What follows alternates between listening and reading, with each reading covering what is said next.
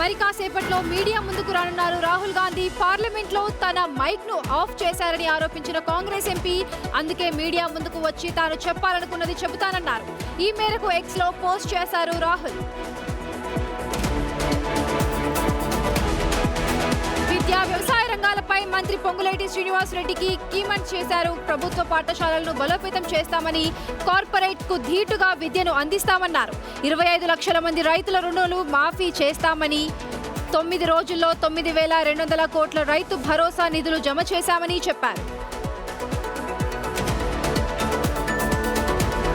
గతంలో తనపై జరిగిన వ్యక్తిగత విమర్శలపై నారా భువనేశ్వరి తీవ్ర స్థాయిలో విరుచుకుపడ్డారు.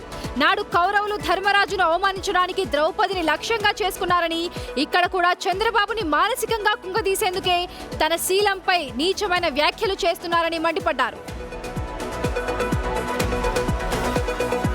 బంగాళాఖాతంలో మునిగిన వాళ్లే హైడ్రాను బంగాళాఖాతంలో వేస్తామంటే జనాలు నవ్వుతారంటూ సెటైర్లు వేశారు మంత్రి తుమ్మల నాగేశ్వరరావు.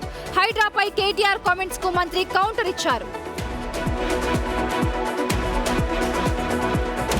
తమ హయాంలో చేసిన పనుల బిల్లులు ఇంకా రాలేదని భూపాలపల్లి జిల్లాలో మాజీ సర్పంచ్లు ఆందోళన బాటపట్టారు.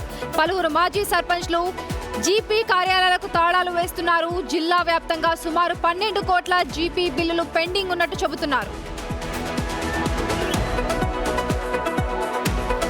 వర్షాభావ పరిస్థితుల్లో రైతులకు ఊరట లభించింది. జూరాల ప్రాజెక్టు నుంచి దిగువ ప్రాంతాలకు నీటిని విడుదల చేశారు అధికారులు. భీమా ఫేజ్ 1, ఫేజ్ 2 మోటార్లను దేవరకద్ర, వనపర్తి ఎమ్మెల్యేలు ప్రారంభించారు.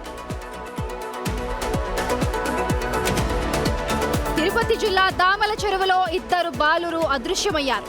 కేశవ, హరిజరవాడకు చెందిన అన్నదమ్ములను తల్లిదండ్రులు చదువుకోమని మందలించడంతో అలిగి వెళ్లినట్లు తెలుస్తోంది. పోలీసులు దర్యాప్తు చేస్తున్నారు. చౌకైన టూర్ ప్యాకేజీ అని ఆశ చూపి 3 భారతీయ యువకులను థాయిలాండ్లో కిడ్నాప్ చేసింది ఒక అంతర్జాతీయ ముఠా. వారం రోజుల పాటు నరకం చూపించి 70 లక్షలు కట్టాలని చిత్రహింసలకు గురి చేసింది. బాధితుల ఫోన్ సిగ్నల్స్ ఆధారంగా రంగంలోకి దిగిన థాయ్ పోలీసులు 3 రక్షించారు. నర్సాపూర్లో అండర్ డ్రైనేజీ పనులు ప్రజలకు చుక్కలు చూపిస్తున్నాయి. రోడ్లు తవ్వి వదిలేయడంతో నిత్యం ఇబ్బందులు పడుతున్నామని స్థానికులు ఫైర్ అయ్యారు. నాణ్యత లేకుండా పనులు చేస్తున్నారని, నీటి వైపులు దెబ్బతిని 2 నెలలుగా నీటి కష్టాలు ఎదురవుతున్నాయని మండిపడ్డారు.